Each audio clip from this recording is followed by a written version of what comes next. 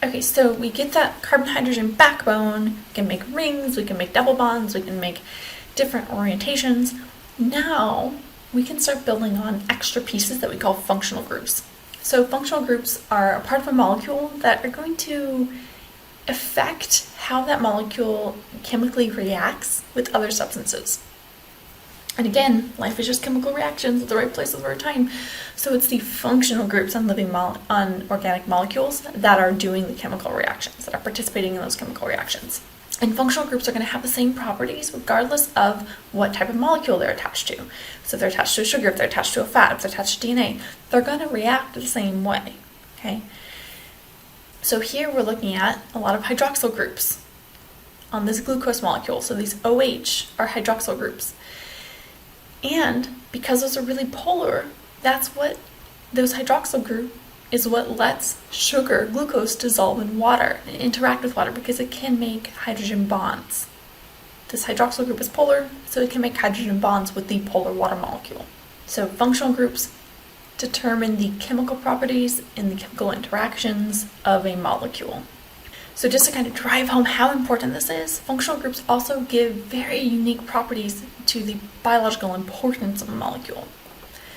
So here we have the hormone estradiol, which is considered a quote-unquote female hormone. Both males and females of most species of mammals have some form of estradiol. Just the percentage or the ratio of estradiol to testosterone is different usually in individuals that present as female versus individuals that present as male. So estradiol, you may have also heard this called estrogen, right? And then testosterone. Okay, so testosterone, males and females have testosterone. People of all genders have testosterone, but it's usually a difference in the concentrations of these two that end up presenting as stereotypically female versus stereotypically male physical characteristics. But the reason why I like this example is because there are very subtle differences between these two molecules. So we see they both have 1, 2, 3, 4 rings of carbon. Okay, so just another side note in case you're not used to looking at these lines basically are representing bonds between carbon. So each point is a carbon atom, and then we can kind of infer or draw in our brains that, okay, this carbon right here is attached to this carbon, and then because there's only a single bond there would be 2 hydrogens coming off of here, right? Or like here we have a carbon that's double bonded to another carbon, and so there's 2 bonds. Carbon is a total of 4 bonds, so we would have 1 hydrogen coming off here, and then 1 hydrogen coming off here. So we have 1, 2, 3, 4 bonds coming off of that, if there's another hydrogen. So these are simplified views of organic molecules, and we're basically showing the carbon-hydrogen backbone here without actually writing carbon and hydrogen. Okay, tangent. But what we're looking at here is we have an aromatic ring of carbon with some double bonds in here. We have another ring of carbon-hydrogen, another ring of carbon-hydrogen, a pentose carbon-hydrogen. Okay, so 1, 2, 3, 4 rings of carbon. 1, 2, 3, 4 rings of carbon. Okay, so the basic backbone structure of these is the same. But there's a few very subtle differences between these two molecules. Right? Can you find them?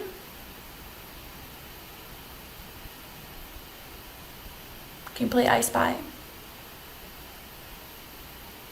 Okay, so one of them, here on the estradiol, there's no functional group. Oh, but over here on testosterone there's a methyl group right there. Okay, so that's slight change. Here we have a hydroxyl group, right? Here we have a carbonyl group. That also changes the arrangement of double bonds in this ring. Okay. So it's those very slight changes, differences in the number of double bonds, the differences in the functional group, and then this extra carbon, this extra methyl group right here, that results in the drastic differences of having estradiol or estrogen hormone versus a testosterone hormone. Okay, so they don't look like a whole lot to us, but on an atomic level, on a cellular level, those are massive differences. Okay, so from here, we're just going to do a quick overview of some of the functional groups that are very common in organic molecules and their general properties. Hydroxyl group. We've seen this one before. It's an OH attached to an R. So the R just represents as there's a carbon molecule there. There's some sort of carbon structure there, whether it's a chain or a ring or whatever. It's attached to an organic molecule. So hydroxyl group, it's very polar because oxygen is very polar. It's often involved in hydrolysis and dehydration synthesis reactions, taking monomers, connecting them together to make polymers. We find this in most organic molecules, carbohydrates, nucleic acids, alcohols, steroids. Some acids even have hydroxyl groups, right? So this is a very, very common functional group here. But the key is that it's polar. It's very polar, and it regularly participates in synthesis and hydrolysis reactions. All right, here we have the methyl group. Okay, so we basically just take a carbon chain and we're going to add on another carbon with 3 hydrogens attached to it. So carbon with 3 hydrogens, we call that a methyl group. It's very non-polar, okay, so it doesn't interact well with water. It's found most often in lipids. Okay, so any sort of region of a molecule that has a methyl group, that area is going to be very non-polar because these carbon-hydrogen bonds are shared, the electrons are shared equally, so it's very non-polar. Again, this R just means it's attached to another hydrocarbon skeleton. Carbonyl group, we basically have a carbon that's double bonded to an oxygen, and then it's attached on either side. That carbon is attached on either side to a carbon molecule, an organic molecule. So we often find these in ketone molecules, aldehydes, and sugars. They're a common component of those, and they're very polar. Okay, oxygen and carbon bonded together, very polar. The oxygen will have a slight negative charge, which will allow it to interact with water. Carboxylic acid, carbon double bonded to oxygen, and then on the other side we've got a hydroxyl group, right? So it's kind of a mix between the carbonyl and the hydroxyl group. So it's the carboxyl group or carboxylic acid, so COOH is how we kind of write it. It's very polar and it is acidic. It will readily give up this hydrogen right here.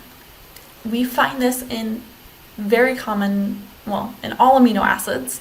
One side of the amino acid, the building blocks of proteins, will have a carboxylic acid functional group. It's also a common component of fatty acids, and it's used to kind of connect multiple fatty acid tails together in the glycerol molecule. Amino group. So amino group is where amino acids get their name. So amino acids have one side has a carboxylic acid functional group, the other side has an amino functional group. So it's nitrogen bonded to 2 hydrogens, and then we connect that to the carbon backbone. So this is a basic functional group, so it can accept hydrogens. So it'll accept hydrogens and become NH3+, but it is most commonly found in amino acids, and it helps build the amino acid. It participates in what we call the peptide bonds, which is how we connect together amino acids to get a protein. Phosphate group. Okay, phosphate atom with 4 hydrogens, and a couple of those have hydroxyl groups, and then one of them is double bonded. Okay, so phosphate bonded to 1, 2, 3, 4 oxygens, 1 double bond, and 2 of those oxygens that are bonded to are basically hydroxyl groups. This is a pretty acidic functional group. It's very polar. All of these oxygens are incredibly polar, so this is a very negatively charged functional group, and will readily donate these hydrogens when in solution. This is a common component of nucleotides, which are used to build DNA and RNA, and it's one of the main components of the energy currency of the cell, ATP.